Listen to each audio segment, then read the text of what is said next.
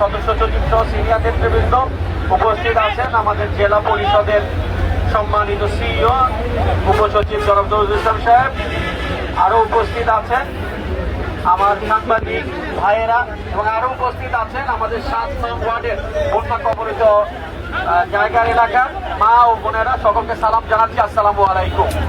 আমি আপনাদের পাশে আপনাদের কাছে এসেছি গণপ্রজাতন্ত্রী বাংলাদেশ সরকারের মাননীয় প্রধানমন্ত্রী আমার নেতা জনাব তারেক রহমান সাহেবের নির্দেশে বাংলাদেশের বিভিন্ন এলাকায় যে বন্যা কবলিত স্থানে আমাদের সাধারণ মানুষ কষ্টে আছে, দুর্ভোগে আছে, সেই কষ্ট দুর্ভোগ লাঘবের জন্য ওনার নির্দেশে আমরা জেলা পরিষদ গাজীপুরের পক্ষ থেকে আজকে প্রায় 2000 পরিবারের মাঝখানের মধ্যে ত্রাণ সামগ্রী বিতরণ করবো।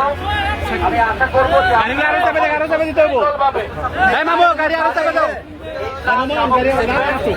আপনাদের কাছে আরো বলতে চাই, আপনারা জানেন যে বিএনপি সরকার আসার পরে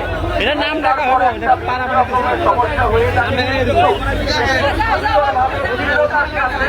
আমাদের নেতা বাংলাদেশের প্রধানমন্ত্রী জনাব তারেক রহমান সাহেব যে সমস্ত বিষয়গুলি দেখছেন এবং সমাধান করছেন, এবং আমরা সকলে ওনার জন্য দোয়া করব এবং আমরা সকলেই দোয়া করব আমাদের গণতন্ত্রের মা প্রধানমন্ত্রী বেগম খালেদা জিয়ার জন্য দোয়া করব, এবং সেই সাথে কালিয়াকৈরের সকল মানুষের জন্য যারা বন্যা কবলিত অবস্থায় আছেন তাদের জন্য দোয়া করব, এবং বাংলাদেশের বিভিন্ন বন্যা কবলিত স্থানে যারা আছেন তাদের জন্য দোয়া করব, এবং আরো আমাদের দোয়া করব মহান স্বাধীনতার ঘোষক এবং বিএনপি প্রতিষ্ঠাতা শহীদ রাষ্ট্রপতি জিয়াউর রহমানের জন্য।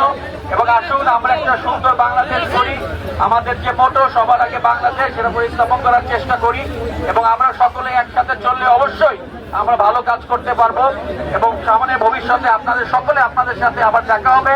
জেলা পরিষদ গাজীপুর সবসময় আপনাদের পাশে আছে। আমার বাবা চৌধুরী তানভীর আহমেদ সিদ্দিকী সাহেব যেভাবে আপনাদের পাশে ছিল, আমিও ইনশাল্লাহ আপনাদের পাশে আছি, ভবিষ্যতে ইনশাল্লাহ থাকবো। এবং আপনাদের সকলকে ধন্যবাদ জানিয়ে, মা বোনদের ধন্যবাদ জানিয়ে, আমার সংবাদপত্রের ভাই বোনেদের ধন্যবাদ জানিয়ে বক্তব্য শেষ করছি। খোদা হাফেজ, বাংলাদেশ জিন্দাবাদ, শহীদ জিয়া অমর হোক, খালেদা জিয়া অমর হোক, তারেক রহমান জিন্দাবাদ। আসসালামু আলাইকুম।